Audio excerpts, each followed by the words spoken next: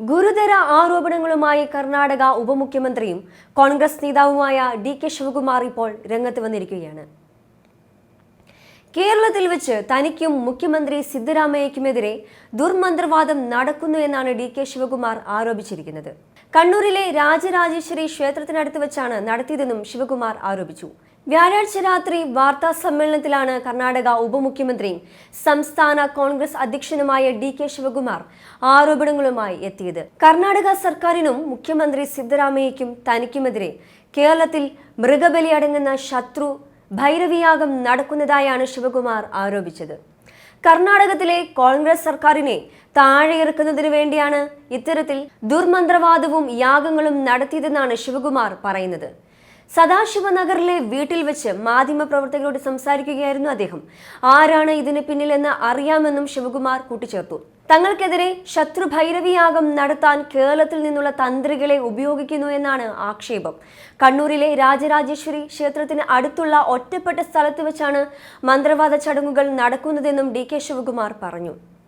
രാജകണ്ഠകയാഗവും മരണമോഹന സ്തംഭനയാഗവും നടത്തുന്നു എന്ന ആരോപണവും ശിവകുമാർ നടത്തുന്നുണ്ട്. യാഗങ്ങളുടെ ഭാഗമായി മൃഗബലി നടത്തുന്നതായും ഡി.കെ. ശിവകുമാർ ആരോപിച്ചു. 21 ചുവന്ന ആടുകൾ, 21 കറുത്ത ആടുകൾ, 3 പോത്തുകൾ, 5 പന്നികൾ എന്നിവയെ ബലി നൽകിയതായാണ് അദ്ദേഹത്തിന്റെ ആരോപണം.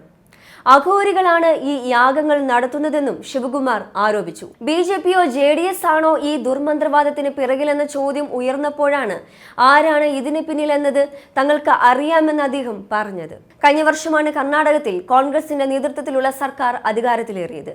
ജെ.ഡി.എസുമായുള്ള സഖ്യം പിളർന്നതിന് ശേഷം കോൺഗ്രസിന്റെ തിരിച്ചുവരവിൽ നിർണായക പങ്ക് വഹിച്ചത് ഡി.കെ. ശിവകുമാർ ആയിരുന്നു. ബി.ജെ.പിയുടെ പല പ്രമുഖ നേതാക്കളെയും കോൺഗ്രസിലേക്ക് ചാടിച്ചതിന് പിന്നിലും ശിവകുമാറിന്റെ ബുദ്ധിയായിരുന്നു.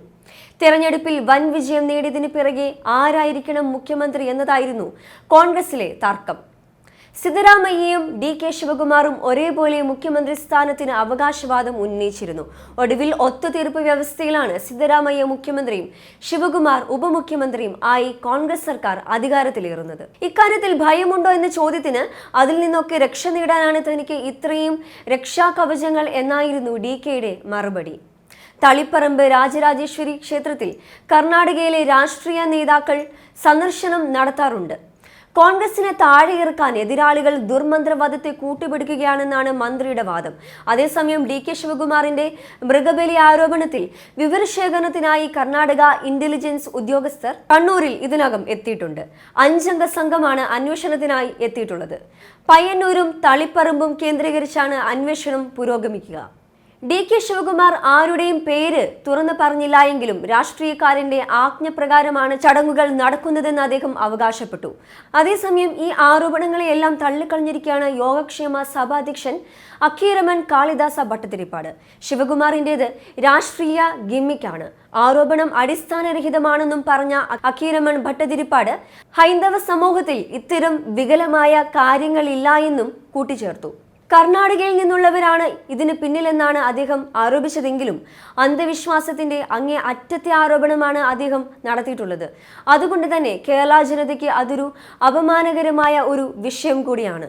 ഡി.കെ. ശിവകുമാർ രാഷ്ട്രീയ ലക്ഷ്യം മുൻകണ്ടാണ് ഇത്തരം ആരോപണങ്ങൾ ഉന്നയിച്ചതെന്നും ഹൈന്ദവ സമൂഹത്തിൽ ഇത്തരം വികലമായ കാര്യങ്ങളില്ല എന്നും ആരോപണ വിധേയമായ കണ്ണൂരിൽ ഇത്തരമൊരു സംഭവങ്ങൾ അരങ്ങേറുന്നില്ല എന്നുമുള്ള ശക്തമായ ആരോപണങ്ങൾ മറിച്ചും അദ്ദേഹത്തിനും കർണാടക സർക്കാരിനും നേരെ ഇപ്പോൾ ഉയരുകയാണ്. എന്നാൽ മൃഗബലി നടത്തുന്ന ക്ഷേത്രങ്ങൾ കണ്ണൂരിലില്ല എന്നാണ് വിവരം ലഭിക്കുന്നത്. ഏതെങ്കിലും പൂജാരിമാരെ ഉപയോഗിച്ച് സ്വകാര്യമായി പൂജയും മൃഗബലിയും നടത്തിയിരിക്കാമെന്നാണ് സൂചന. കർണാടകയിലെ മുൻ മുഖ്യമന്ത്രിയായ ഒരാളും പ്രമുഖ ബി.ജെ.പി നേതാവും കണ്ണൂരിലെ ക്ഷേത്രത്തിലെത്തിയതായി കർണാടക ഇന്റലിജൻസിന് വിവരം ലഭിച്ചിട്ടുണ്ട്. ഇവർ എന്തിനാണ് എത്തിയതെന്ന് സംബന്ധിച്ച അന്വേഷണം പുരോഗമിക്കുകയാണ്.